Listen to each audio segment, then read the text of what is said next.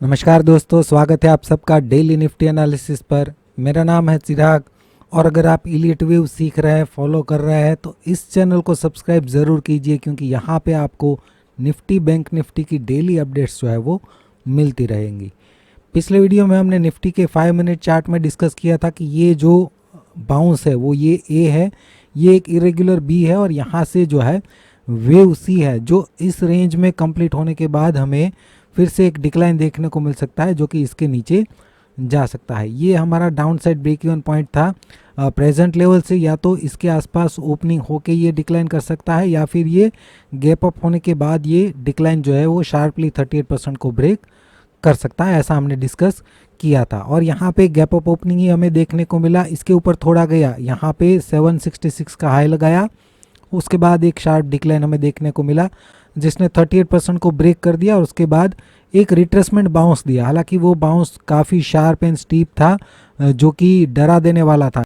वहाँ पे week players को उन्होंने एलिमिनेट किया और उसके बाद ये डिक्लाइन कंटिन्यू रहा और लो को इसने ब्रेक कर दिया। अभी अगर हम निफ्टी का 30 मिनट चार्ट देखें तो यहाँ पे ध्यान से समझना, ये जो डिक्लाइन है उसको हमने कोई भी काउंटिंग नहीं दिया है।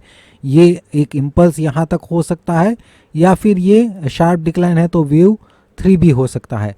अगर ये इम्पल्स पूरा हुआ है, इसको अगर हम वेव 1 बोले तो ये ए बी और सी यहाँ पे 2 कंप्लीट हुआ है और वेव 3 यहाँ से स्टार्ट हुआ है, राइट। तो वेव 3 जो है उसका अगर हम रिट्रेसमेंट निकाले तो ये 23 to 50% ये रेजिस्टेंस रेंज है, जहाँ पे ये करेक्टिव बाउंस करके ये शार्प डिक्लाइन जो है वो कंटिन्यू कर सकता है। लेकिन अगर ये डिक्लाइन वेव 3 का है और ये 4 है, करेक्शन जो है ये रेगुलर करेक्शन वेव 4 है, तो फिफ्थ के लिए अगर हम प्रोजेक्शन निकालते हैं तो 38 to 61% की रेंज में ऑलरेडी ये आ चुका है। तो यहाँ से लेके यहाँ तक अगर एक इम्पल्स कंप्लीट हुआ है तो इस रेंज में करेक्टिव बाउंस हमें देखने को मिल सकता है और उसके बाद डिक्लाइन जो है वो कंटिन्यू कर सकता है, राइट। मोस्ट प्रोबेबली जो मैं ये मान रहा हूँ कि ये इम्पल्सिव है, ये ए और 1, ये बी और 2 और उसके बाद वेव सी और 3 का ये 1 और ये 2 के बाद ये कंटिन्यू कर सकता है। इसके ऊपर ट्रेड करता है तो ही हम इस रेंज के बारे में सोचेंगे, अदरवाइज मोस्ट प्रोबेबली यहाँ पे ये रिट्रेसमेंट देने के बाद ही कंटिन्यू कर सकता है। फिर भी अगर हम स्मॉलर टाइम फ्रेम में इस डिक्लाइन को अगर देखने की कोशिश करें तो काउंटिंग वाइज यहाँ पे हमें लग रहा है कि ये 1 2 और ये 3 और ये एक लास्ट में इरेगुलर करेक्शन हमें लग रहा है कि ये 4 हो सकता है। तो यहाँ से लेके यहाँ तक का जो डिक्लाइन है आज का, वो अभी भी हमें लग रहा है कि ये एक इम्पल्स कंप्लीट नहीं हुआ है और ये 3 और 4 ही कंप्लीट हुए हैं, क्योंकि ये यहाँ पे भी ये 3 का अगर हम रिट्रेसमेंट कंटिन्यूसली यहाँ पे निकाले, जो कि हम टेलीग्राम चैनल पे कंटिन्यूसली शेयर कर रहे थे, ये कभी भी ये 23 to 38% में आया ही नहीं, राइट। ये कंटिन्यूस डिक्लाइन ही करता रहा, राइट। तो यहाँ पे लास्ट में ये एक इरेगुलर करेक्शन अगर है तो यहाँ से फिफ्थ का प्रोजेक्शन ये निकल के आ रहा है 19,471 से लेके 19,417।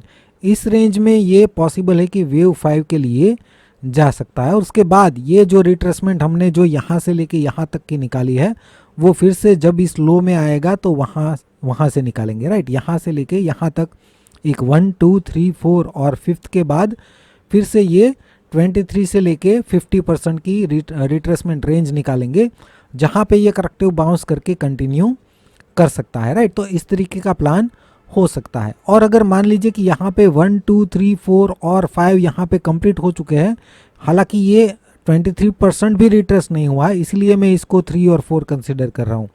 फिर भी अगर यहाँ पे ये इम्पल्स कंप्लीट हो चुका है तो ये डिक्लाइन जो है वो शार्पली कंटिन्यू कर सकता है और ये 19,200 के नीचे भी जा सकता है, राइट। ये दोनों पॉसिबिलिटी है। यहाँ से जो डिक्लाइन आएगा वो यहाँ पे सपोर्ट लेता है कि नहीं, उससे हमें पता चल जाएगा। तो जब भी इस रेंज में आ जाएगा हम इस डिक्लाइन का रिट्रेसमेंट कोई भी स्विंग लो बनाता है तो वहाँ से निकालेंगे और उसके बाद यहाँ से आगे का प्लानिंग हो सकता है। बैंक निफ्टी की अगर हम बात करें तो पिछले वीडियो में हमने 30 मिनट चार्ट में समझा था, ये जो है रेजिस्टेंस रेंज थी बैंक निफ्टी के लिए। जैसे निफ्टी में हमने डिस्कस किया था, यहाँ पे भी एक इरेगुलर करेक्शन मान रहे थे और यहाँ से एक डिक्लाइन एक्सपेक्ट कर रहे थे और इसी रेंज में से बैंक निफ्टी में भी हमें ऑलरेडी डिक्लाइन देखने को मिल चुका है। हालांकि ये निफ्टी जितना शार्प नहीं था, लो को अभी भी इसने ब्रेक नहीं किया है। ये जो है निफ्टी सॉरी बैंक निफ्टी का 2 आवर चार्ट है। 2 आवर चार्ट में अगर हम देखें तो ये AOR1 और ये करेक्शन जो है वो BO2 यहाँ पे कंप्लीट हो चुका है, और यहाँ से अगर हम COR3 का प्रोजेक्शन निकाले तो ये रेंज निकल के आ रही, जो हम बार बार डिस्कस करते आ रहे हैं कि इस रेंज में डिक्लाइन की पॉसिबिलिटी है। और ये जो है रेजिस्टेंस रेंज है बैंक निफ्टी में, जो नीचे की तरफ शिफ्ट होती जा रही है। अभी नए लो से ये रेजिस्टेंस रेंज शिफ्ट हो चुकी है, राइट। तो इसके ऊपर नहीं जाना चाहिए, और इसी रेंज में से ये एक बार ऑलरेडी आ चुका है और ये डिक्लाइन कंटिन्यू कर सकता है, इस रेंज में ये जा सकता है। ये जो डिक्लाइन है, अगर ये इम्पल्स कंप्लीट हो चुका है और ये इरेगुलर करेक्शन यहाँ पे 1 और 2 है, तो वेव 3 का प्रोजेक्शन मिनिमम 100% ये आएगा, राइट, जो 123% के भी नीचे आ रहा है, राइट। तो ये शार्पली इसको भी ब्रेक कर देना चाहिए। लेकिन अगर ये शार्प डिक्लाइन जो है ये सिर्फ 3 है और ये 4, और अगर ये 5th है, तो इस रेंज में ये एक स्विंग लो बना सकता है और उसके बाद एक रिट्रेसमेंट देके फिर ये कंटिन्यू कर सकता है, राइट। पहले तो इस रेंज में आना चाहिए, यहाँ पे आता है तो उसके बाद पैटर्न को देख के हम बोल सकते हैं कि ये कितना और नीचे जा सकता है। अभी के लिए एटलीस्ट हम इस रेंज में इसको एक्सपेक्ट कर रहे हैं। अभी ये जो डिक्लाइन है उसको अगर हम स्मॉलर टाइम फ्रेम में समझे, तो जैसा हमने समझा ये डिक्लाइन को अभी हम काउंटिंग नहीं दे रहे हैं, ये एक इरेगुलर करेक्शन लग रहा है, राइट। और यहाँ से जो प्रोजेक्शन है हमने निकाले हैं, अगर ये 5th का डिक्लाइन है तो इस रेंज में, और अगर ये AOR1 और BO2 कंप्लीट हो चुका है तो ये इसके नीचे भी जा सकता है, और वो भी शार्पली, राइट। ये जो जितना डिक्लाइन शार्प है उससे भी ज़्यादा शार्प ये हो सकता है और ये इसके नीचे जा सकता है, राइट। अगर वाकई में ये AOR1 और BO2 है तो 1-2 सेशन में ही अगर इसको ब्रेक कर देता है तो मुझे सरप्राइज बिल्कुल भी नहीं होगा।